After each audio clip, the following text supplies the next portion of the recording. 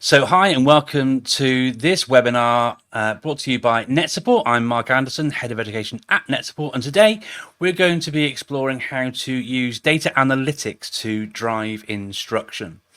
Many schools are increasingly leveraging data analytics to personalise and improve instruction, but how do they do it? Well, with a wealth of student data available, when done well, this information can help educators, middle and senior leaders make informed decisions to enhance learning outcomes, and for senior leaders to make informed decisions to enhance lots of other things within their settings. By effectively using data analytics, schools can identify trends, monitor progress, tailor interventions, all sorts of things designed to help support student success.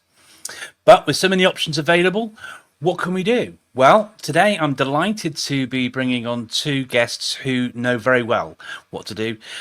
Two educators with a plethora, a cornucopia, a smorgasbord of experience when it comes to teaching, learning, leading, and using data to give them insights into what it is that they do.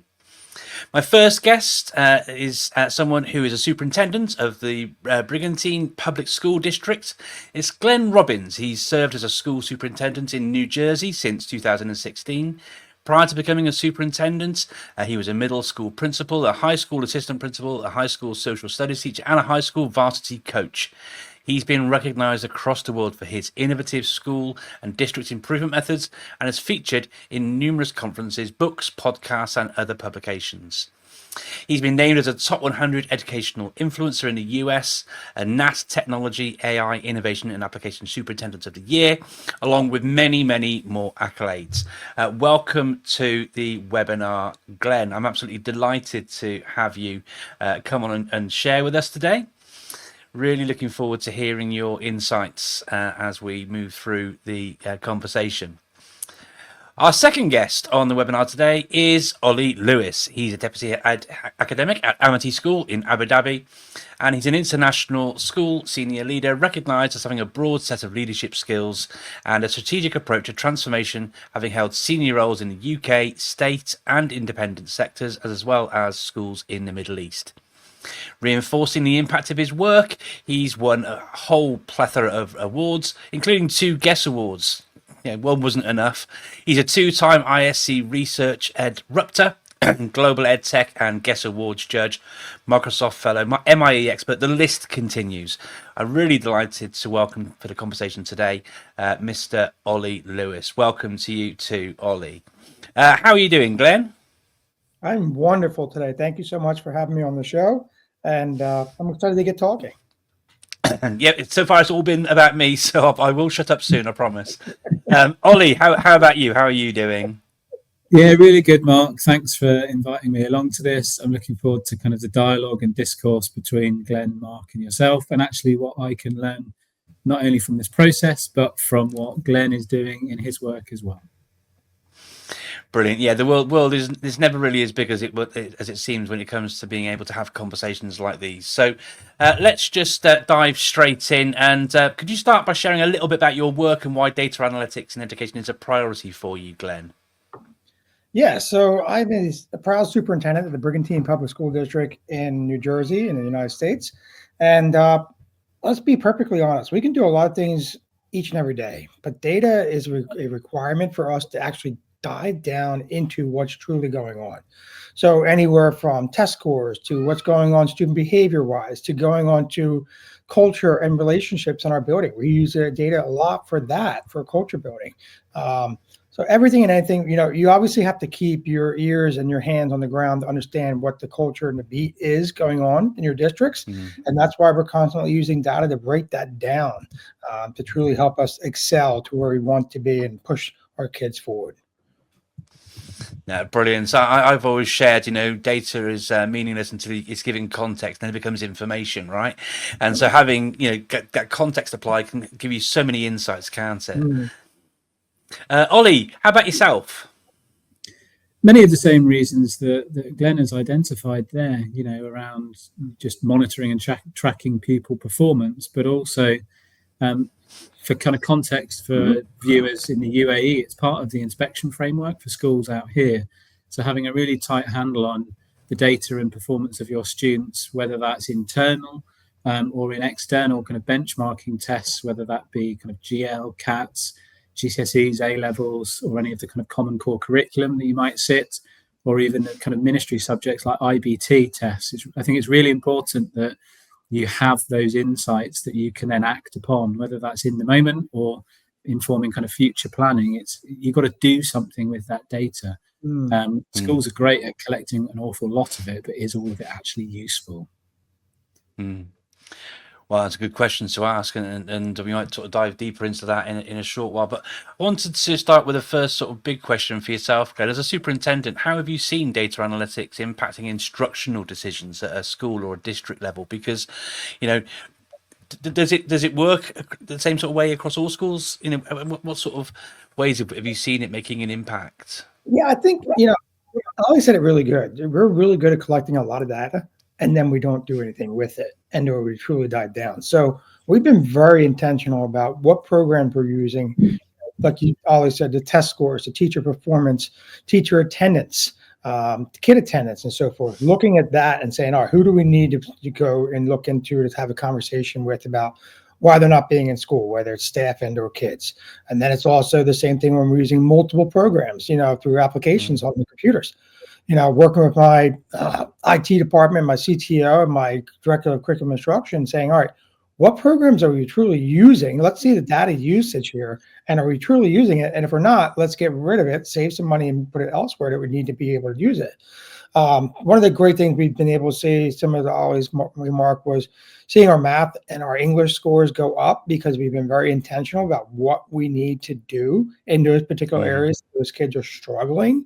But I also think for us, we have the numbers in front of us of what's going on, right? Like I broke down, there's numerous things you can look at, but we also don't keep our eye off of what's going on in society and what's going on in our neighborhoods and so forth in our community, because that's a lot of data right there too that people don't always see. What's going on in the household before the kid gets there, what's going on in the community before anybody wakes up, what's going on in the state or the country. So we have to keep those factors in mind too.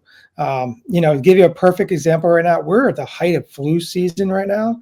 So if anybody would look at my school district, they go, man, you have a super high attendance rate for kids not being there and staff too. Well, the flu is the highest it's been in 15, 20 years. So you have to keep those things in mind. But data, when used properly, can really help you excel. And as I mentioned earlier, we work with a great company called HumanX that breaks down our culture. So we look at it from the teacher perspective. What do they want our administrative staff and leaders to do in order to be more successful, to have a complete buy-in and pride of what they're doing in the school district? So it gives us a whole breakdown of everything on an anonymous survey, plus the top 5 great things we're doing, plus the 5 things we can work on better. And then we sit down and we really dive in. We bring a person in from that group and they go over the data with the teachers as well. And it really helps us to see, all right, we're not that great as we thought we were in some areas. And now we got to move it forward somehow, some way. And how do we do that? By having those conversations. It comes down to conversations an awful lot, and I love the example you gave a second ago, Glenn, where you're sort of looking at usage of software and actually, are you getting a return on that investment? Is there actual usage of it? What is the impact of this piece of software you've spent some money on? Because ultimately, you've got, to quality assure the money you're spending, right? Because it's not your money. So making sure that you're getting the best return on that and using data analytics and insights into the data of its usage is super, super useful example. Have you got any examples of where that's actually happened? Say that one more time. Have you got any examples of where you found that? So where some software potentially wasn't being used as numerous times, as much as you might like to? You know what? When I've jumped into the district, here I am now, and previously, that's usually like my first audit. And that's usually where we catch it and so forth. But as we continue forward, like during COVID, everybody threw a bunch of applications at us to use. And then we kept using them. And then we're like, all right, we went too many. We had to scale back. So constantly are sending my curriculum person and my CTO emails. Hey, what is the usage at? How are we using that? And we've scaled back quite a bit because my district in the state of New Jersey has been losing state aid. We do not get the proper funding that we need.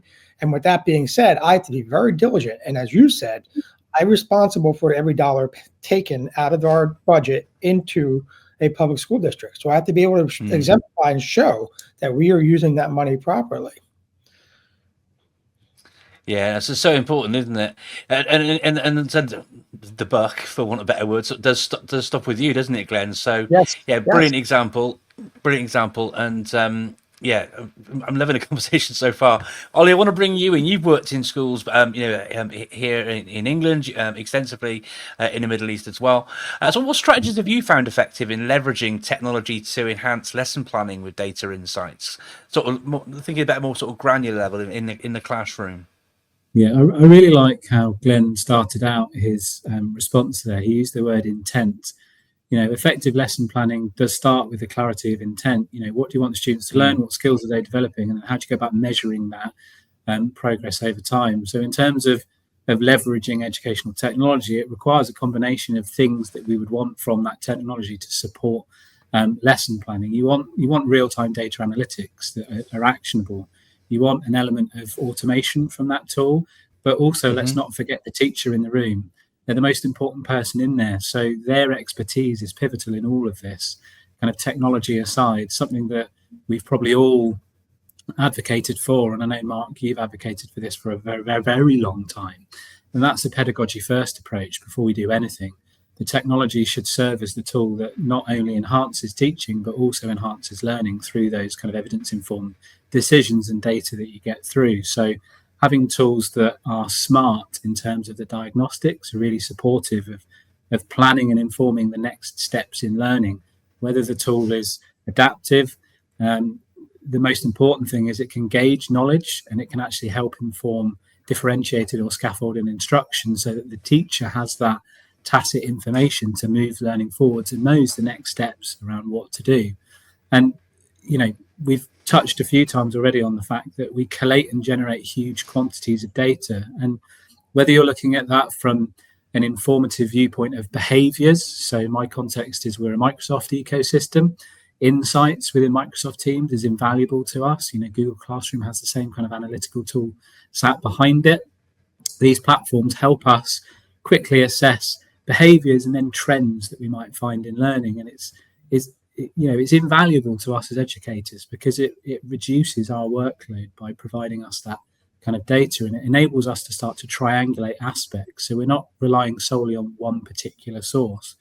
To go back then to the kind of learning aspect to the answer of this question, combining formative assessment tools is really important. There's millions of them out there: Quizzes, Kahoot, BlueKit, Socrative, Formative, Microsoft Forms, Google Forms. All those things are great, and they give us qualitative insights from student work along with kind of those engagement patterns. So it's the important point is you take that data and you make an actionable insight with that. And how does that work best for teachers? Well, a visual dashboard is brilliant that gives you kind of next steps and recommendations. Some of that data might also go to the learner that gives them that kind of prompt and next step as, I noticed that you struggled with this. Here, have a go at this kind of scaffolded resource. So, for all of us in the room, I think what's most important around EdTech and leveraging lesson planning and moving forwards is that it enables the teacher with actionable insights that they can then do something with. Brilliant. Thank you, Ollie. What I'm loving about both of your responses is you're giving real North Stars. I know you chucked out about 17,000 different low stakes quizzing tools then, Ollie. I love how you're talking about, the idea of like what a good one looks like, the key features you should be looking for, and then what you can actually do with it that's actionable. So I'm really loving that. Something, Glenn, that's obviously on everyone's sort of fingertips or tongues in terms of conversations at the moment is AI in education. So I wanted to sort of touch on AI systems with you for a second, because AI power tools offer new ways to personalize learning. Some of those tools Ollie mentioned, for example, might help sort of pivot learning opportunities for students based upon prior attainment automatically. Teachers still in the loop, being able to check these things and look at them. But I was just wondering, how can school leaders integrate AI sort of feedback systems while still maintaining that teacher autonomy? Have you got any experience in and around that? Yeah, and I just want to go back to Ollie's points. I love the words you were using, adaptive and action, right? Because everything is constantly changing. You just mentioned AI, right? That is evolving faster than people ever expected.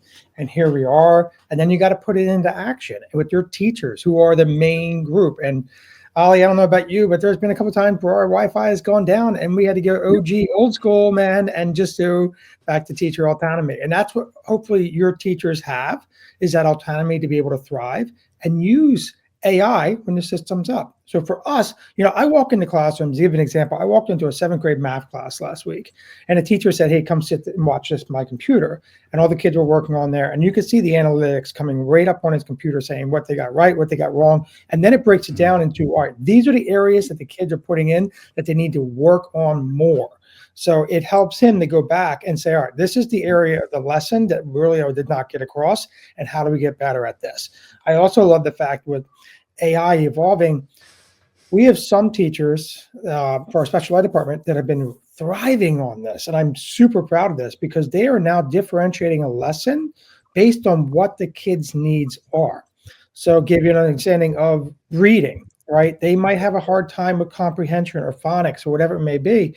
They're going into different AI systems and obviously not putting the information that you shouldn't be putting in, which is obviously, the student data and so forth, such as their name, their phone number, and social security. But they're putting in the difficulties that they're having learning, and then what are some strategies that they can use. So they've used that to differentiate. They've used that with some of our students that have moved in who are English second language speakers, that come in and they have a hard time, difficulty speaking with them. They're using AI to quickly type up, a lesson plan, type up a program for them and work on that. And then it gets calculated back to English. So they're having a normal time conversation with someone that in any other year would have truly struggled and sat there twiddling his or her thumbs. So, seeing it from those lenses of being able to help kids in need, kids who are coming to us who don't speak a common language, and or being able to deep dive into where the lessons are not being successfully taught and being able to go back has been a real game changer for us. I really believe that, because it's real-time data that we get. Like, we take state tests, that we have to do, and that state test comes back months upon months later. And by the time we get to dive deep into that, they're already getting ready to take the next test. So with using AI, we are getting constant use of information immediately. And the teachers continue to adapt their lessons, and they put it into actionable plans, and they be able to differentiate more than we ever were. For the longest time, differentiation was like almost a fantasy world. Like you said, you had to do it, but to try to really do it is very difficult. Now AI breaks that down. You can do groups, you can do centers, you can do independent work, you can do all these different types of things. And the kids are now starting to thrive more. And the best part about it is, too, with the data part, you're actually having a conversation with the parent now too, that may have struggled in communication before. So I see it as such an amazing aspect of lifting the education game up when used properly. That's amazing, Glenn. Thank you so much. There's one of the sort of things I'm really picking up from that is the speed at which you can do things now. Someone whose work I admire massively is John Hattie, and he talks in his sort of work about feedback and it being, just for me, just in time, and just what I need to move me forward. But often the thing that's most difficult for teachers is time. Teachers are all time poor, aren't they? And so what sounds to me from what you're sharing is by leveraging these tools, it cuts out that corner of the time it takes to go through things, to give you the insights so that you can then adapt learning based upon need, support where it's needed, and not, meanwhile, you're waiting these sort of months and months for their results to come in, but you're still able to act on things really quickly, and you get a really good insight of where students are at in their journey, because every child's different, right? Yeah, for sure. And I love the part in the beginning of the year, I basically said to my staff, who wants an assistant?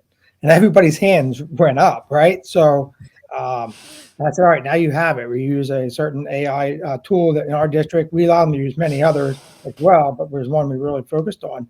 And it has cut down their time tremendously. So some of them come to me and said, I actually can breathe a little at home now. I can actually be with my own children, my own family for a little bit, because I'm using this data tool to help me drive my lessons faster, and I'm working much smarter.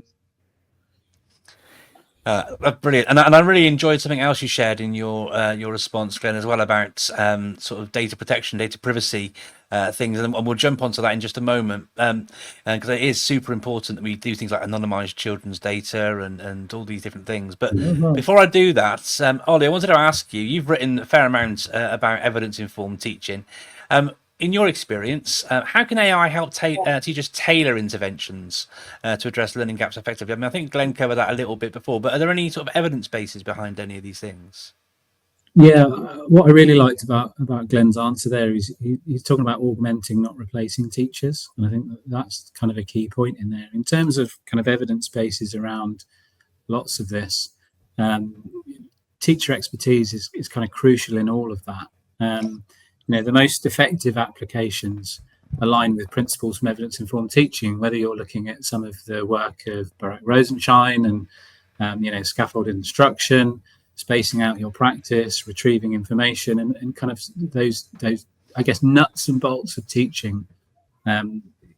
Tools can support with that, whether that be an adaptive learning platform that spaces the practice out naturally over time, for example, things like Century, and can adjust content difficulty in real time for the learner, and then automate the spacing of that practice for the learner to fill gaps at, I guess, a personalized or individual levels is really important.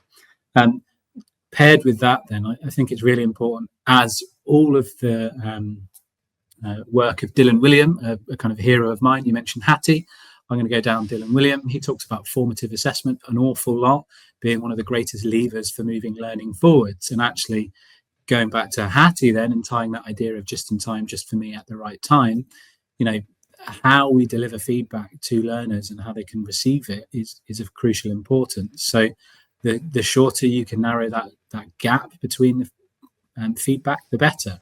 So AI tools can provide that feedback instantly, live and in the moment, and that allows adjusted instruction to be adaptable, dynamic, whatever language you want to kind of place around that. Coupled with that, the ability for EdTech tools to identify and match patterns in behavior, I guess the predictive analysis aspect of some of these tools to identify trends and then feed that information to the teacher so they can adapt their practice is really important, and draws on some of those evidence bases that we know to be true within teaching and learning and how learning happens, to kind of shine a lens on memory. And probably our biggest challenge as educators, right, is feedback. How do you give feedback at scale to everybody that is both personalized and in the moment? Well, technology tools can do that for you, from as simple as the humble visualizer and you modeling an example to the students. Probably in our schooling time, it was the overhead projector, right, gentlemen? Now it's the visualizer.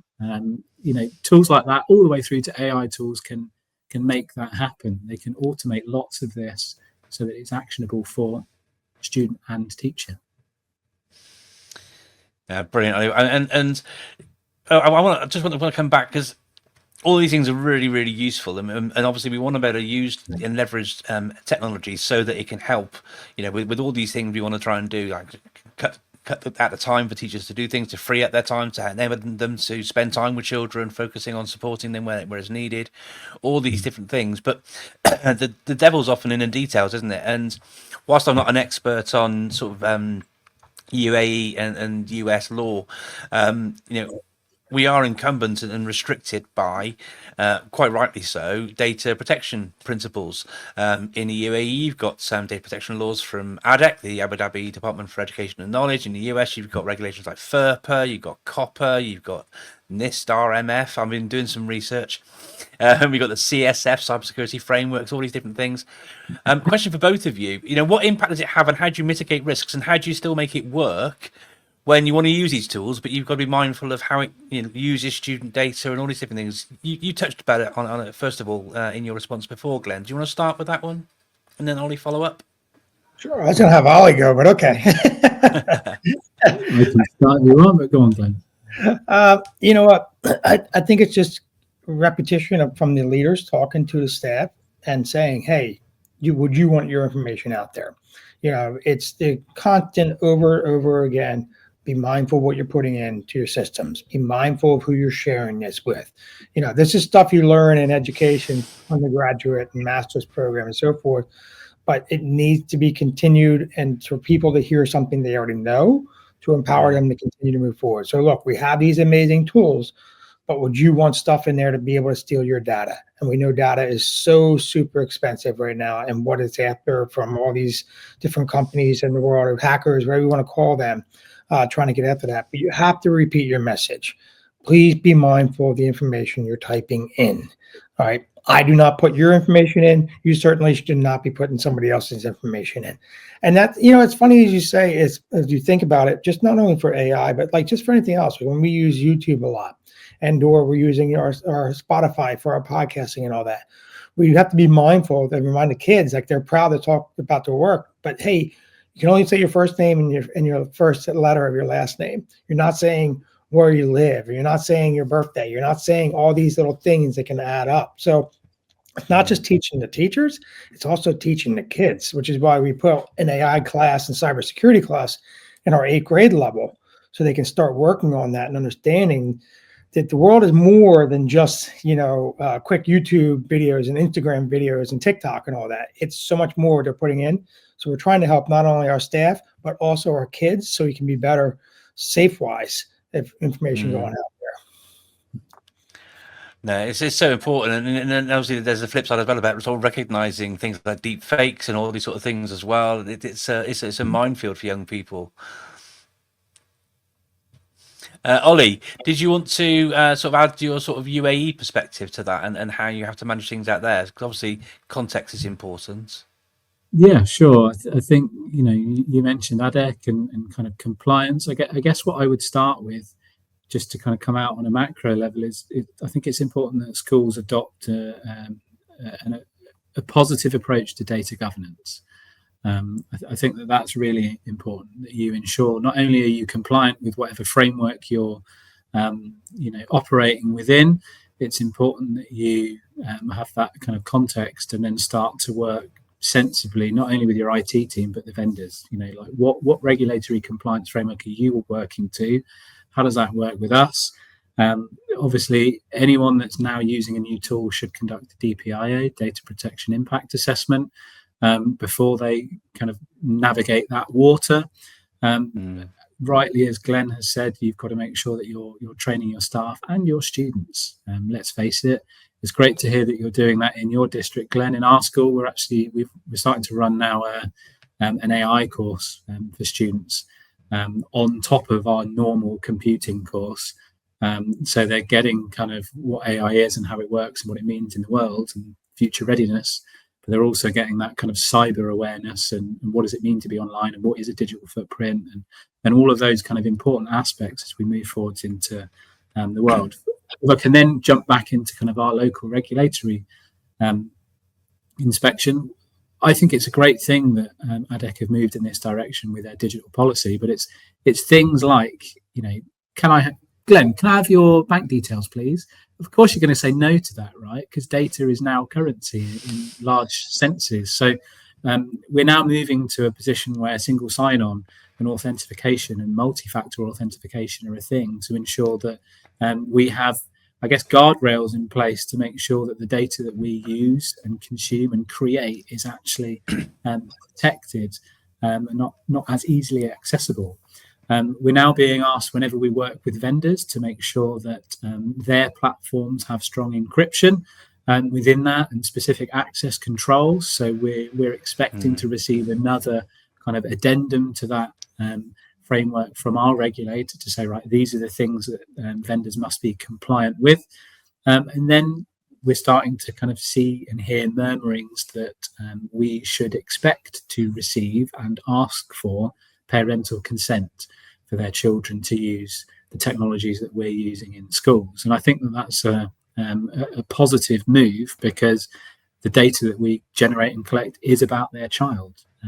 And that's pretty similar to, I think, what is happening in the US with, I think it's the copper framework, and similar to what we see in the UK with UK GDPR.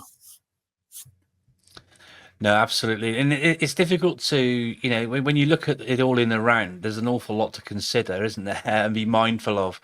And sometimes when you sort of start mapping these things out, and if you know, if you want to maintain compliance and these sort of things, you see the scale of what you actually got to, you know, be mindful of and achieve and stuff. But I'm minded of something that a friend of NetSupport and director of IT, Gary Henderson, shared on a cybersecurity webinar I organised a little while ago. And he said that, you know, the best you can hope really is to be more secure tomorrow than you are today.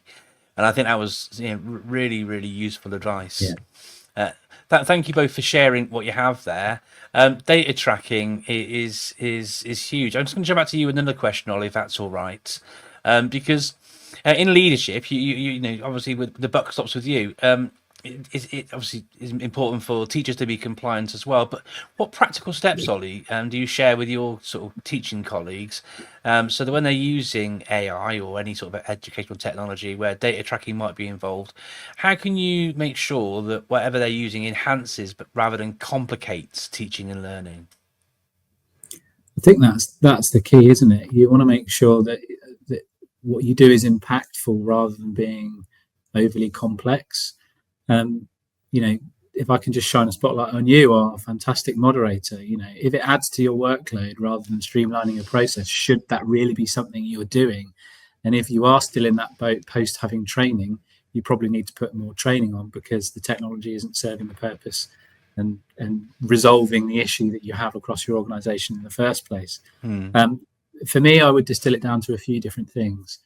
You need to have really clear objectives. You know, what is the problem that you're solving or that you face across your school? And if the data that you're generating isn't informing better decision making or a change in practice and pedagogies, you probably need to have a kind of a look back in the mirror at what it is you're doing. So identify, I guess, the pedagogical need and how to address that before you choose any particular tool. In then choosing a tool, there's a whole host of things. We could probably do a whole webinar just on that, but I'll try and keep it brief. Make sure that whatever you adopt integrates seamlessly with any of the other platforms that you have. Are there APIs that link it to all of your other systems, or are you now having to re-employ a bunch more people on the back end in IT to do all of that manual lifting for you? You know, fragmented systems are really not helpful. So tools that sync with your, whether it's your LMS or MIS or all of those other things, I think are really important. Be mindful of teacher workload. We've touched on that a whole bunch of times today. And actually, insights should be actionable, not overwhelming. So how do you then distill down all of the potential insights into then what you actually might need in terms of next steps, not just providing you with a whole host of numbers that you've then got to try and drill down and actually identify where the problem is, because you're getting then into that complexity rather than being able to move forwards impactfully. And Glenn mentioned it earlier around auditing. Don't be shy to audit. You know, audit people. It's good to test the temperature of the room, the organization at the same time, because if you don't do that, how do you monitor and regulate any impact that you've got? So don't be shy to do that. Use the tools to do that as well. Get the analytics from the tool, but also get the feedback from the students and the teachers, and if needed, that kind of parent body, to ensure that you're consistent in your approach, as well as having platforms that are kind of unified in that sense. I think that equity and parity is quite important in how we efficiently and effectively use technology at scale. And then before you go to scale, and NetSupport are great at this, so I'll just give them a little shout out. You know, ask for a pilot before you go through any kind of rollout, and have that dialogue and discourse with them, and just say, look, I know your product says that the pilot is for 2 weeks, but I need it for a month. Can you meet me in the middle here? And can you share some case studies with me? And some webinars and all of your kind of collateral that talks to me about your product and how it solves the problem we've got. And can you link me up with some schools who have a similar context to me that can provide their kind of take on your solution and how it is working for them, as well as the relationship that you have. We work in a relationship-based industry in education, and we work with each other. I think that's really important. I know it's something you've advocated for a long time, Mark, and I've learned that from you. There's a problem, talk about it. Don't kind of hide from it. Sorry, there's loads of stuff there. Yeah, there's an awful lot. Thank you, obviously, first of all, for your kind words there, Ollie. There's loads of things we could unravel and unpick in there. But I'm going to pull on one thread, if that's okay, Ollie, which is about CPD, because teacher confidence and competence, with technology, obviously, there needs a cognizance that they know how to use it. But how do you fit all of that in, and how do you manage effective CPD? In fact, I've got an upcoming webinar with Kathy Kishnowski and Kat Howard exploring just that. So please do check out our Eventbrite for our upcoming webinar on effective CPD. But before we get those two experts, I wanted to ask you, Glenn, what role does professional development play in ensuring educators feel confident using these tools effectively in the classroom? And how do you sort of manage that?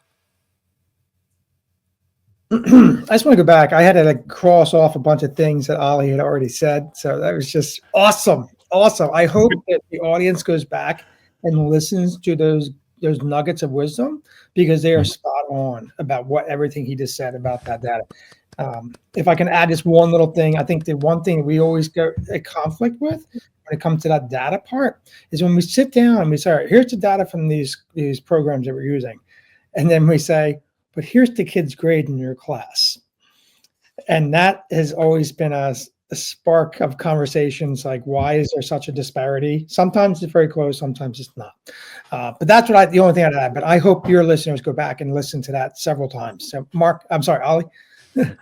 Can I add one thing to that? Like, time is not our friend in education, right? And as a leader, if I can kind of go on the signal versus noise, like, just because you tell somebody something, it doesn't mean that they've received the signal. Yeah. And I think the more that we can message around professional learning, the better. So if I can just give a couple of examples of what we do at Amity.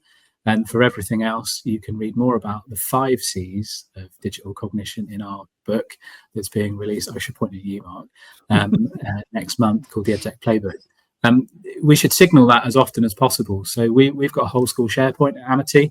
I release a tech tip every Tuesday. It ranges from all sorts of things around the systems that we actually use in school. So people get that kind of weekly nugget of information. It could be a link to another blog. Quite often it's got a less than 2-minute video. This is how you do this, because time is not our ally quite often in schools. Along with, we always try to make sure in our HODS meetings, so middle leaders meetings, we start with somebody that's not a senior leader, that is a middle leader, sharing something they're doing that benefits everybody. And then we push that out to staff. The more that you can find different avenues to share professional learning in schools, the better. Pepper people with it. Give them as many kind of avenues and opportunities as possible. Yeah. Mark, you're grinning because you're like, yep, I taught you that. Support them, grow them, keep showcasing them.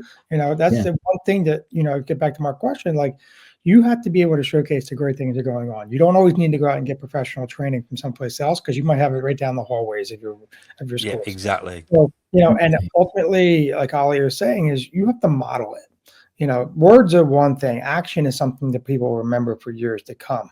And if your school leader is leading and showing and demonstrating that he or she is trying to do these same tools and or do these same methods, and that I'm not just going to be gone next year. It's not a new fad for the year and it's going to change over to something else. And getting the common vernacular to the staff to continuously have, like, all right, what is our problem that we're trying to solve? I love how you focus that. I'm a big design thinker guy. What is the problem what is the problem we're trying to solve? How might we and how do we break down those things? But ultimately, how do we support the best people in the building, which are our staff? How do we continue to elevate them, to give them what they need to be successful, and showcasing them and giving the autonomy and giving them the respect that they deserve and they need? Because once you have that freedom to understand that they can be successful, they're going to run a lot faster than you could ever imagine. And I think sometimes when we get talking about data, we get so down to the nitty-gritty that it's almost like the machine wheels start to slow down and your staff doesn't know which way to go. So when you start doing that to them and you're focusing too much on those little things, your staff is really stuck in that cog in that wheel. So you got to remember that, like, you have to keep moving them. You have to keep pushing them to be successful. Yeah, no, absolutely. Listen, you guys, I mean, you have such a great conversation. I feel like you don't even need me, right? You're sharing so many brilliant things.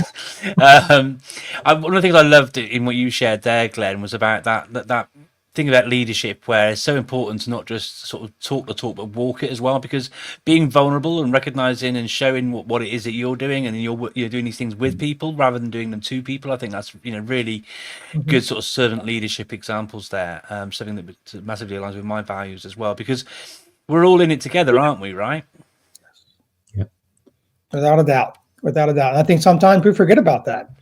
The competitive edge, or, there's something going on in their life where the blinders get on.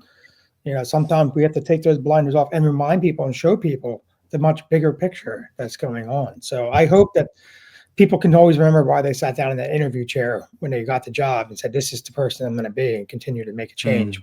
Well, people change as the world goes on. So hopefully the goodness in the heart always continues forward. No, absolutely. I'm mindful of the time. Thank you to our audience for sticking with us. I hope you're enjoying these insights that our two experts are sharing today.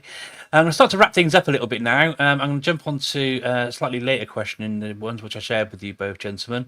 It's a question for both of you, this one, because we've both talked about, the importance of keeping humans in the loop. And certainly there is concern I hear from educators through chats on social media, through sort of conversations with teachers and leaders in schools that I work with and reach out to, and things about AI. There's that question like, will AI replace me, and all these sort of things. And it's really important, I feel, as do they, about keeping humans at the centre of the conversation and with any sort of outputs that are there. So what are your thoughts? I'll go to you first, Ollie, this time. How can schools balance these data-driven insights with human-centred teaching to avoid an over-reliance on technology? But I think there's a mindset shift on this one, that data should inform, not dictate, quite often, because you've got to balance your teaching analytics and all of that with your professional judgment as an educator. The mindset shift here is trust the teacher and their intuition. Data quite often can highlight trends, but the teacher knows the student much better. They know the intricacies of what is happening with that student, inside and outside of school. So trust the teacher. I would ward and warn against data overload, and advise people to make sure that your data is actionable data, or try to focus on data that is actionable data, and use it as a conversation starter rather than the ultimate decision maker. Whilst you might get great analytics on what is happening, it's always useful to say, right, what's the context of that, and what else is happening around this student or this group of students that can kind of move us. So I guess that ties. I'm sorry, Ollie. That ties in really nicely with what Glenn was saying before as well, though, wasn't it? About, we've got all this data coming in, but their test scores are this. And so it's using those bits of data to actually then inform the conversation you have about it, isn't it? And wrapping that around what you can see. Yeah, you've always got to kind of triangulate all of that stuff, whether it's classroom observation, the student feedback, the teacher experience with the student, formative, summative assessment. A student is more than a bunch of test scores, and we should act and have our practices kind of around that, looking at qualitative and quantitative data and all of that. And I guess, how do you achieve that? I think encourage that kind of professional autonomy with your teachers. You provide the teacher, but it's the teacher ultimately that should decide how you act on that. I think that's the important part, kind of moving forwards with that kind of discussion. And as we've already alluded to, the technology is a tool, it's a scaffold. It's never going to be a substitute to the teacher. Yes, it might augment and adapt pedagogical practices, but our goal, and I think whether you look at the research coming out from the WEF or any of those kind of big institutes, Holon IQ, is we should be amplifying human connection, not trying to replace it. Human relationships remain a cornerstone of any effective pedagogy and practice in schools. So, technology can help and inform that, but it's relationships that matter most.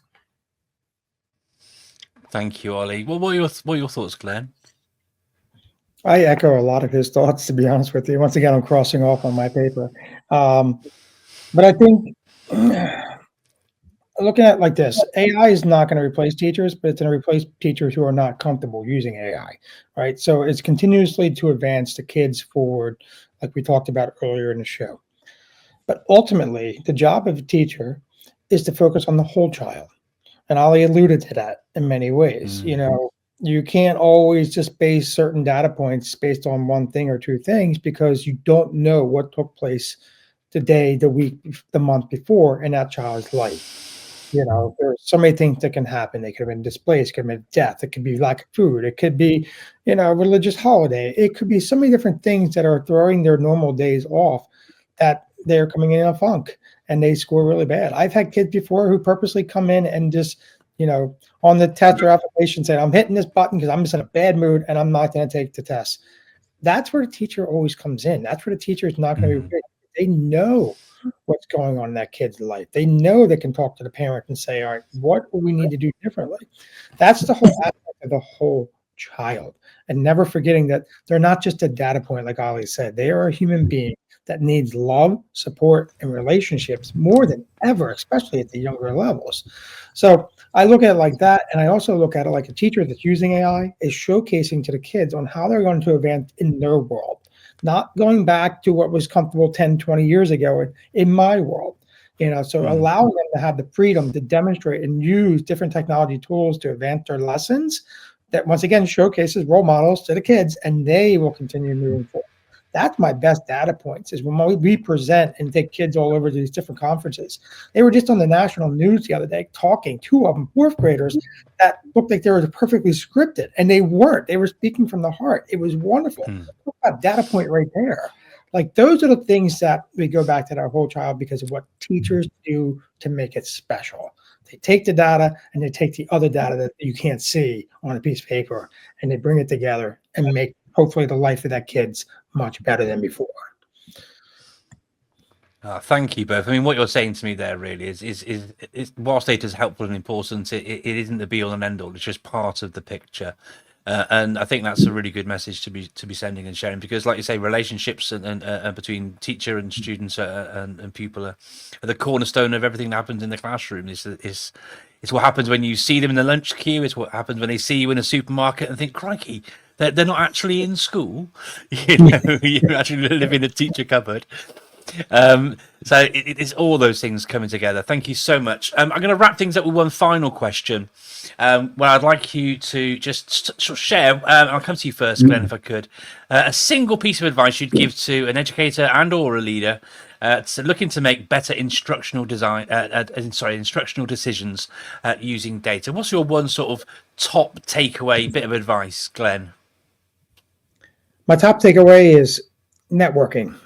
And what I mean by that is talking to other schools who are using different various application technology, whatever it may be. Ollie alluded to earlier, there's vendors that have to go through certain paperwork now. You know, there's a lot of districts that don't know that. You know, they have to understand that there's some safeguards in place that they can be able to better their schools. So networking is the greatest thing I can recommend, by just talking to other schools, other leaders all over, what's successful there, what's not successful there, and grow from that and make a partnership. Because like you said earlier, we're in this together. So why not focus on helping from Great Britain to Abu Dhabi to New Jersey, working together to try to better life for the kids and staff. Great stuff. Thank you so much. And I couldn't agree more. You know, the network is more powerful than the node, isn't it? And if you work in isolation, then you're definitely not going to be leveraging the opportunities that are out there, whether it's talking to other schools, other districts, other places around the world, or the companies that sell products into education. Those networks are super important, and you can get them in lots of ways, through social media, from visiting events like, you know, your ISTEs and TCAs and all the rest of it. Bets over here, you've got guests in Middle East as well. You know, getting out there and connecting with others is a great way to help you with your knowledge, learning, understanding, and finding out what's out there as well. So brilliant. Couldn't agree more, Glenn. Thank you very much. Ollie, what's your single piece of advice? I don't know where to start on this because there are so many things that we could say. I love what Glenn has said. I guess keep it simple. Remember, context is king. Try to focus on a bit of impact, not just collection. Make sure that there is value in your data so that it informs some action, and make sure that you prioritize data that is directly impactful for students. And don't let the data become a distraction from great teaching and learning. I think, yeah. Brilliant. I mean, there you go, Ollie. It makes a change for you to keep it short and sweet. So it's nice that it's it's nice that it's keep it simple. No, again, a strong mantra of mine there as well. So lots to connect on both yours and Glenn's responses there. Look, thank you both so much for your contributions to this really enlightening webinar session today. Really, really delighted to have you both on, and I've really enjoyed hearing what you shared. Such sage advice, grounded in experience. So thank you both so much. Before we sign off, Glenn, could you please share a little bit about where people can find you online? I know you've got a book coming out as well. You're published already as well. So can you share a little bit about where people can find more about you and read some of your work as well? Yeah, make it easy. So I'm on the socials as Glenn G. Robbins, 2 N, 2 B's, and Glenn and Robbins. Also go to glennrobbins.com. And then also, as you mentioned, I have one book out now, which is Common to Chaos, Ancient Stoic Wisdom for Successful School Leadership. To help out anybody that's dealing with a not so easy job and not so easy world that we're working with.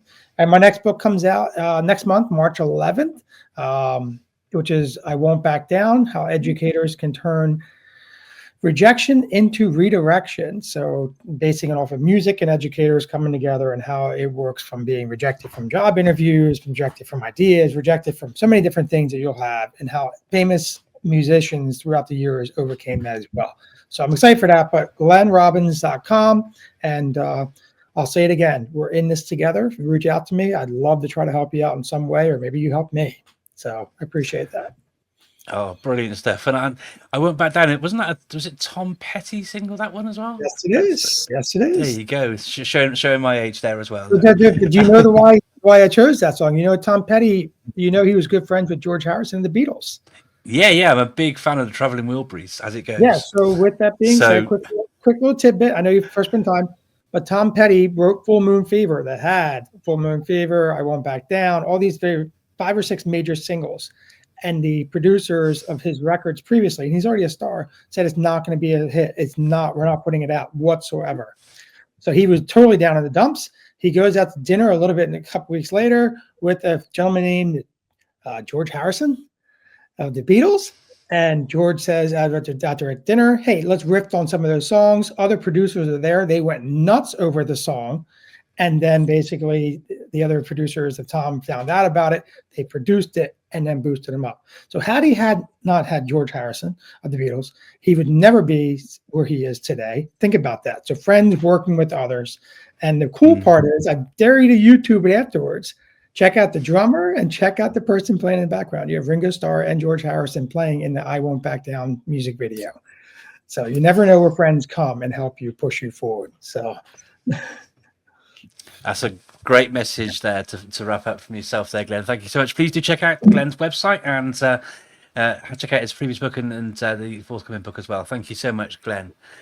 Ollie, I've got no idea what's coming out in a few months from yourself. Could you share a little bit about how people can find you and your work and all those sort of things, please, Ollie, before we wrap up? Yeah, certainly. On LinkedIn, I'm Olly Lewis. Ollie is O-L-L-Y. On Twitter /X, there you go. I'm showing my allegiance there, I guess. I'm at olewis_coaching. My blog is ollylewislearning.com. And as you so graciously gave me a segue in there, thank you. I co-authored a book that is due to come out in the next couple of months with Mr. Mark Anderson, none other than the ICT evangelist, our host for this evening.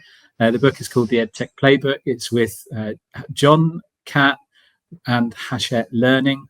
And yeah, you can access that either through Hachette Learning or through John Cat or through Amazon. Great. Thank you so much for sharing that. Thank you both for joining us for this webinar. Thank you for your time. Thank you to you for joining us. And I hope you gained some really good insights like I have from both Glenn and from Olly. Please do join us on our next webinar.